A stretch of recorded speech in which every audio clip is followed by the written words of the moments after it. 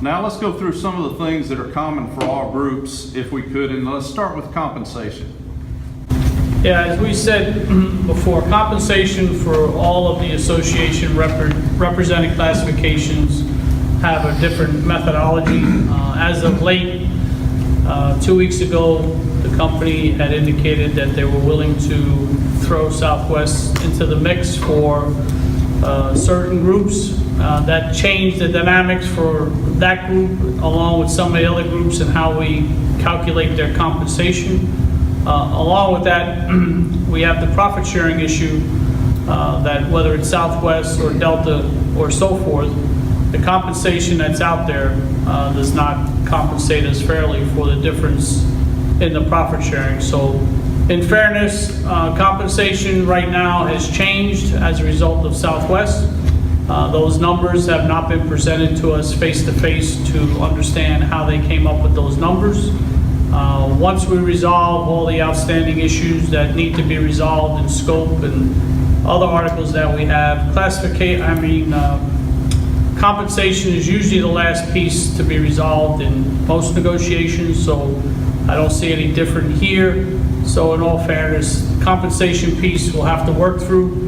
Along with the compensation piece, there's some outstanding issues with premiums, whether it be crew chief premium or tower premium or other premiums associated with certain groups. Those issues all will be dealt with at the same time, so compensation is something that we'll deal with as we go through this process. Also like to add on that, there's a couple of outstanding issues that they put into the proposal regarding flex rate. One is that folks on flex rate will be fixed at that point until their time catches up. That's something that obviously the midterm wage adjustment created, and we've been trying to resolve that since that time with the company. But they've also added in a crazy convoluted way that if there's a reduction, the person that moves would be at a higher scale than somebody at the station that they might be reduced to. And that, again, these aren't things we agreed to. These are company proposals that we're not in agreement with. More importantly, in their proposal, and this is something that we've told them multiple times across the table, there is no cross-utilization. An aircraft mechanic's an aircraft mechanic, a fleet service clerk's a fleet service clerk, a Title II mechanic's a Title II mechanic, and we're not going to be cross-utilized and going and doing other people's work. And they've put something into this proposal that we've never agreed to, and I thought we had many conversations that they understood and agreed that that wouldn't be in their proposal, yet once again we'll see it written in here. Now this is a 4/3/19 proposal that they're saying they gave us, and again this doesn't really add up to much. So if you look at the premiums, to Tom's point, the pay premiums for shift differential, the pay premiums for what we would call higher capacity, crew chief pay, those types of things, we don't believe they're the industry's best at this point either. And along with compensation, just so we're very clear from the association's perspective, there is a signing bonus on the table. That is not our proposal. That is the company's proposal. And we have said that a signing bonus is something that we will entertain, but I'm certain it will not be $3,000.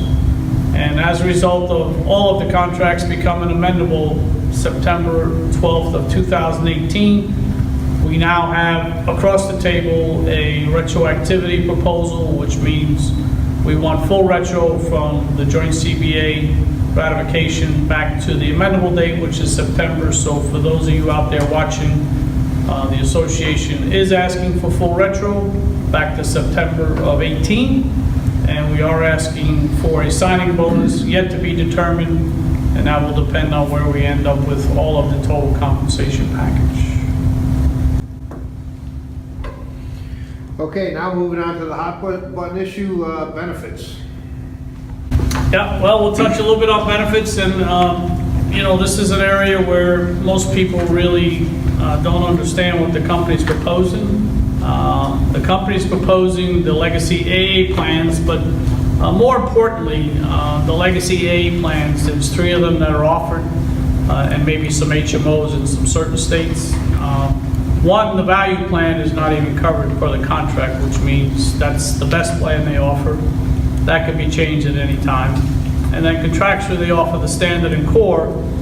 And for those of you who are watching, for the last 2 years, the association leadership signed an agreement with the company that actually reduced the cost of the core plan. For a family this year, it's roughly $214. That plan probably would have cost well over $300 without us signing off to reduce that. But again, that was on a one-time basis, which means if we agree to those plans, God knows what the cost of the core plan will be going forward, because the waiver was only for year 2018 and 19.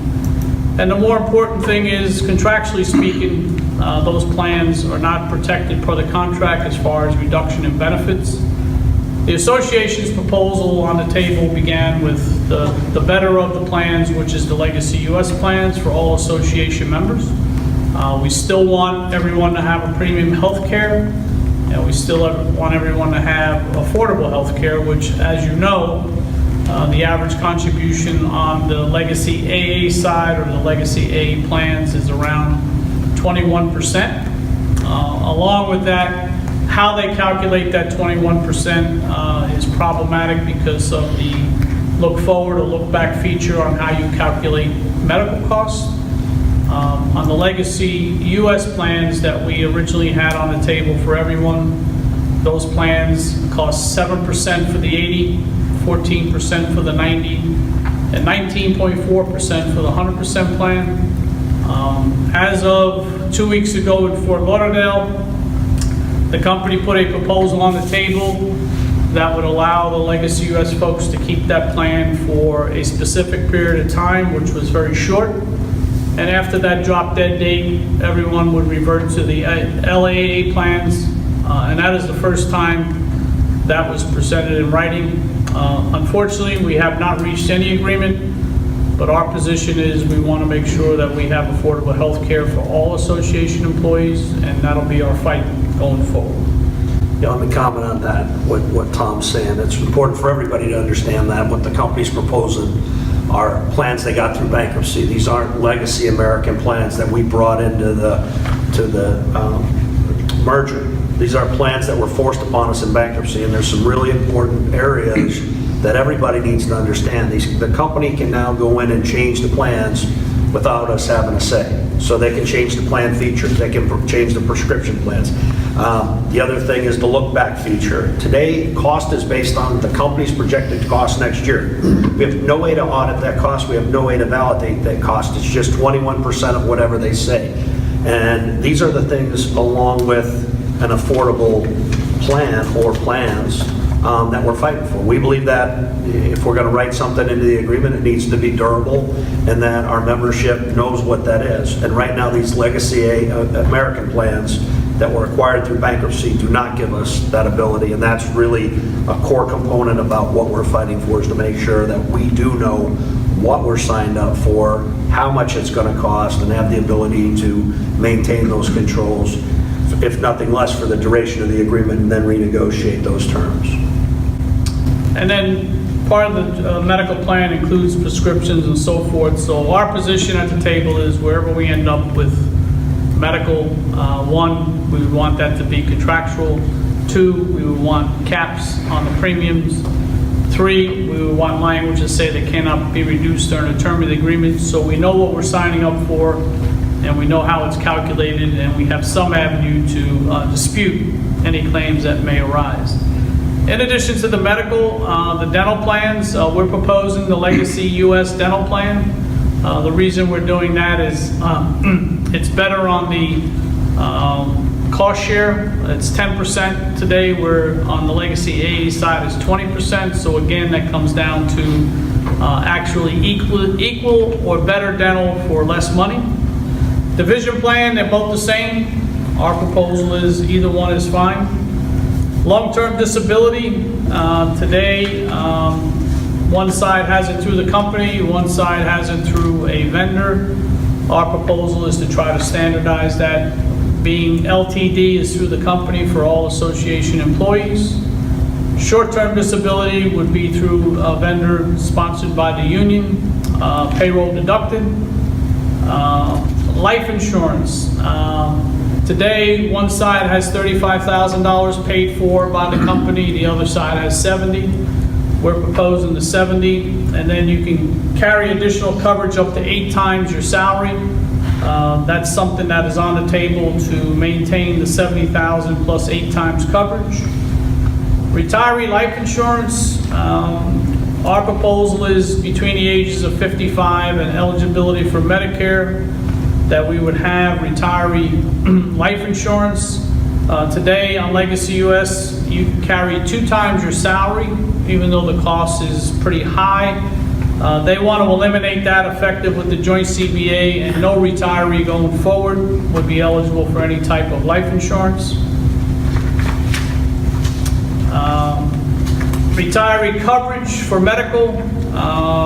Right now, the company's offering retiree medical coverage, better known as the standard retirement plan. That plan ranges from $1,300 for a single person to almost $3,000 for a family, and they want you to pay 100% of that. On the other side, the 80, 90, and 100 are called the access plans for retirees.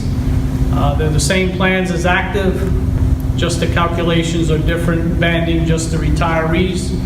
An example would be the 80% plan, which is better than most of the plans on the legacy retiree side, is about $720 for a single, which is half the cost.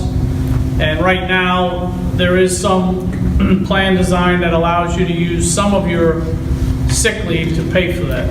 So in basic terms, our position is we want retiree medical between 55 and Medicare eligibility. We want to use accumulated sick leave to pay for that medical. The amount of hours you will use to pay for that medical has yet to be determined because we have not agreed to which plan it will be. So if we can reach terms on a retiree medical plan, then we will determine how many hours you will use to pay for that. On United and Southwest, both, whether you're an AMT or fleet service, they have provisions to allow you to use so many hours per month to carry you to Medicare eligibility, and our proposal will be no different. Sick leave payout at retirement, the company has proposed $10.80 for mechanics, I believe $9.20 for fleet. That is the current Legacy US language. A little bit different than the $25 per day on the LAA side. Our association proposal is you'll be paid full pay for your sick leave, or use the sick leave to buy medical, one or the other.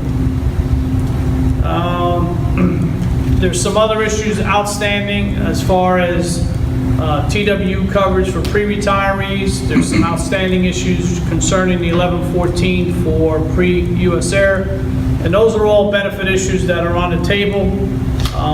So when we talk about insurance, these are the things that we're discussing and what's on the table. So hopefully you understand where we're going with those issues. And a comment back on the retiree healthcare, or pre-retiree healthcare. You know, all of our members give their bodies to this company over a course of so many years, and along the way, what the company is now saying is, we put no value in that.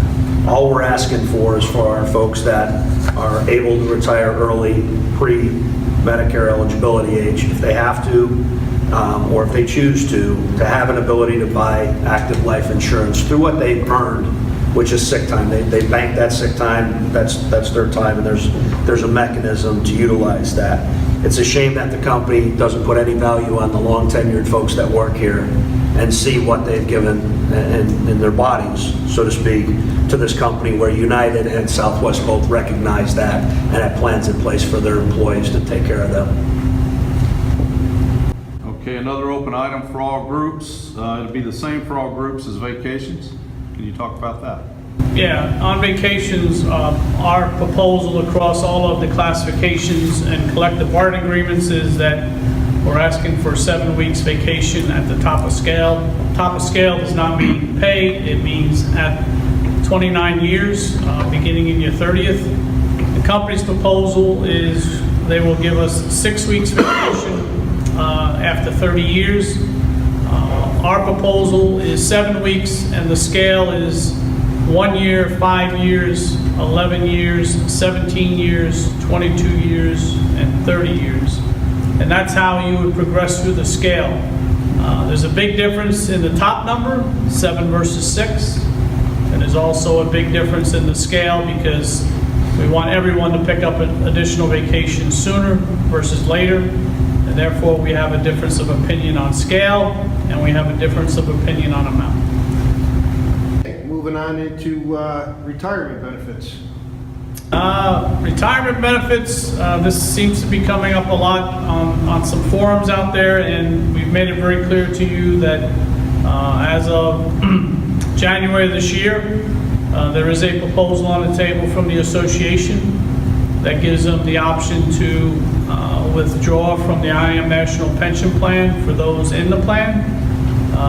It's my understanding that if the company would choose to do that, there's a substantial assessment as part of the plan documents, and we have agreed if they're willing to pay that, then they could withdraw from the plan, and those people who are in that pension plan would have their benefits frozen. Part of that solution is those who are not vested in the plan by virtue of not having the 5 years. If they choose to withdraw, then we left that open to discuss on how we would resolve that issue. And if they choose to withdraw, then in return, all association members would get 10% automatic contribution in the 401k. The second option is if they want to stay in the IAM National Pension Plan for those who are in the plan, then that would be an option for them also. And then everyone would still get 10% of compensation. And if you're on the AA side, it'd be 10% 401k.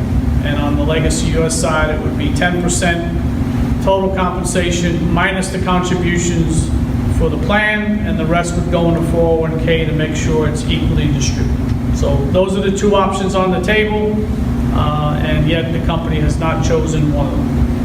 In closing, it's clear that the company's trying to seduce our membership into believing that what they've put out there are their proposals, and in many areas they're not. What we've tentatively agreed to, we've signed off on. Those documents aren't what's in front of you, so what we will say is we'll review the tentative agreements that are signed to verify that that is what is out there on the internet, but we're not going to do that until we get a complete agreement.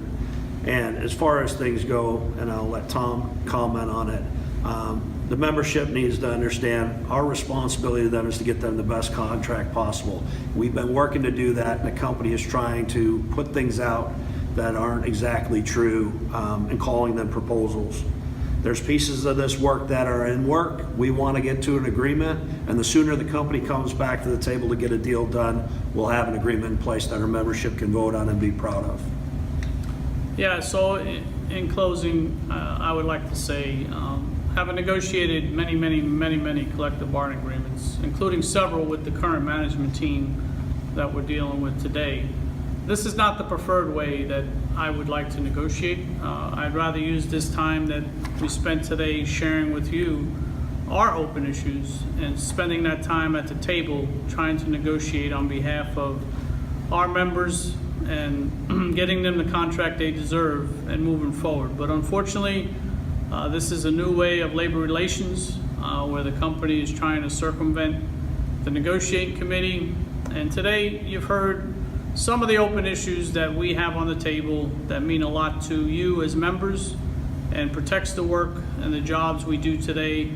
And we would ask you just to hang strong, have faith in your negotiating committee, and remember, united we stand and divided we beg, and that's not something that we're willing to do, so hang in there, guys.